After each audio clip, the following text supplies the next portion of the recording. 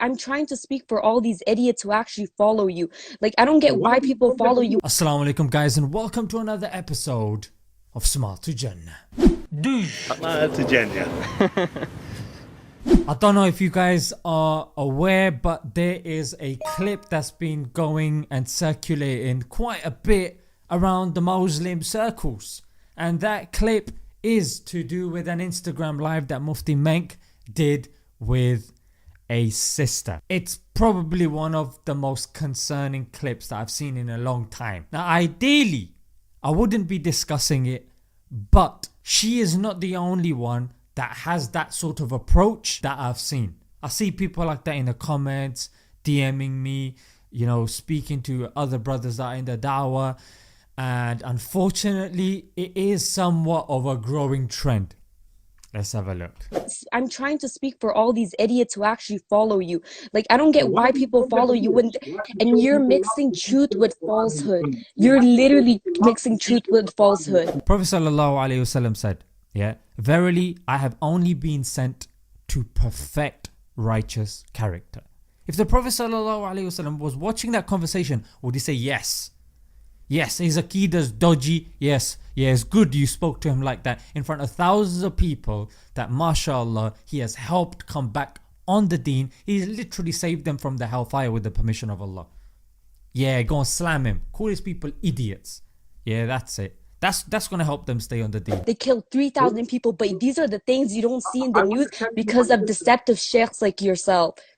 You come on and blabber, but we see no action. Abu Nu'aym reported that Sufyan al-Thawri rahimahullah said, if a man intended to write down the hadith, he would study good manners and worship for 20 years before doing so.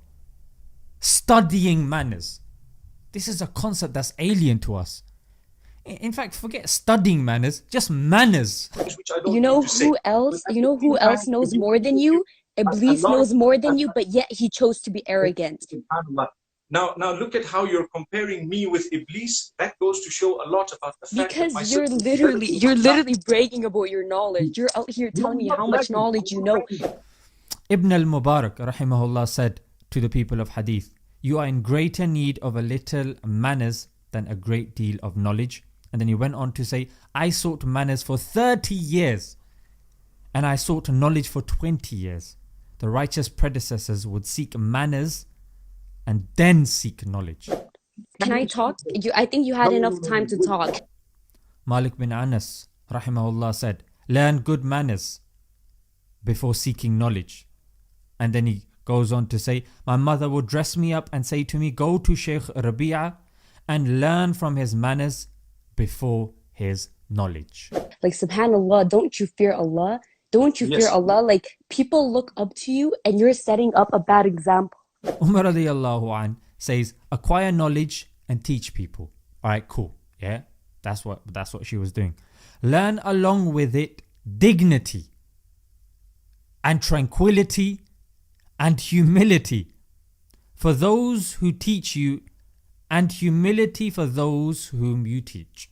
Alright guys, before we begin, it's important to establish the area. The area that a person is in.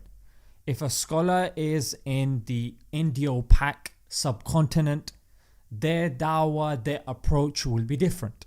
If a person is in, say, their dawah is based in the English speaking nations like US, UK, Canada, their dawah will be different because the issues that they are tackling, the temperaments of the people, the cultures they're tackling are different. And you guys have to realize that here, especially now in the West, I don't think the East is immune from this, but here in the West, it's a free for all. You got little girls going around, 7-year-old girls with pants up to here. Drugs, standard. Disrespect their parents, standard. Swearing, standard. Sexualization, prostitution, pornography, you name it. That vice is prevalent. In fact, the glitter and the glamour of the dunya has become so appealing that many of the people of knowledge find it very difficult to pull the youth back. You had Mufti Menk, who even the non-practicing folk, they wanted to go and listen to him. I am not saying for a second that they are immune from mistakes, and they haven't made mistakes. I'm not defending their mistakes. Like I have defended Dr. Zakir Naik, I've defended Maulana Tariq Jamil, I'm defending Mufti Menk, not their stance in matters, but their overall mission. Because there are many people who have started practicing because of these people. If you openly start berating them, number one, it shows how narrow-minded and selfish you are. And number two, you haven't understood the religion. Yes, have difference, yeah, ikhtilaf. But on the one hand you have ikhtilaf, and then you have mukhalifat. Yeah, ikhtilaf is difference of opinion. Mukhalifat and mukhalifa is enmity. The people of knowledge would have difference of opinion amongst each other, but they wouldn't have enmity. And that's the problem that we have. In fact, the scholar quite profoundly said the only place in which there is no difference of opinion is in a place where the people are filled with ignorant people or dishonest people. Yeah, so people that don't even have enough knowledge to realize and understand the differences, or they're just not voicing their differences. Angels, there's narrations of angels having difference of opinion when coming to retrieve the soul of somebody. There's Prophet Sulaiman alayhi salam, Dawood alayhi salam, who had a difference of opinion. You had Sahaba who had differences of opinion. So these differences of opinion, okay, cool, they exist. I know what you're thinking. Some people say, yeah, but this is difference of opinion with regards to Aqidah. Alright, cool. You may think so, yeah, due to the limited knowledge that you have. But still, the laws of etiquette still apply to you as well, bro. No, but they're Ahlul Bid'ah. Oh, they are, not from my particular sect that has 2.5 people that are going to Jannah.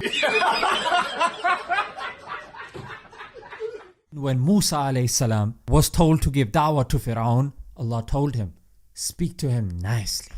This is a non-Muslim right here, who used to say stuff like, I am your Lord Most High. And Allah is asking Musa alayhi salam to speak to him gently. Forget this guy's aqeedah. His aqeedah is that he's God. You got differences? No problem, you will have differences. Voice them, ask them. When you start calling people idiots, stupid, and speaking down to people that, let's face it, you are not even the dust on their shoes. Let's be realistic, 85% of the religion has no differences. Which sect doesn't talk about praying salah, giving zakah, Saum, Hajj? Every sect agrees we must respect our parents. Every sect agrees with halal and haram. Every sect agrees with the sanctity of the Kaaba. But we feel so compelled to talk about those very things that are different amongst us. I defend Dr. Zakir Naik. Are you a Wahhabi? Are you a Wahhabi guy? Then I defend Maulana Tariq Jamil. Are you Deobandi? Are you the Deobandi guy? Like, what's wrong with you? Are you wearing blinkers? Are you not watching what's happening around the globe? Do you really think they asked the sects before they bombed the country? Do you really think they care about the sect that you're in? How deluded are you, mate? So many people have been put off the deen because of such individuals. They're like flies who just sit on crap. If you are going to your circles and sitting with your ulama, and by the end of that gathering, if your iman hasn't increased, rather your hate for particular individuals within the ummah has increased, then don't go to that gathering again. If you are in a group that's based upon hate, whether it's hate of Sahaba, whether it's hate of the imams, whether it's hate of scholars, no. Something that's based upon hate can never thrive. If somebody's teaching you to hate people and you're out there condemning Muslim, non-Muslim, Muslim, a kuffar, Wahhabi, a Sufi guy. Give me a break. No individual is free from fault. Yeah, we all make mistakes, but how you address those mistakes is very important, especially in this day and age where people are already put off religion. Until next time, guys. Assalamu alaikum.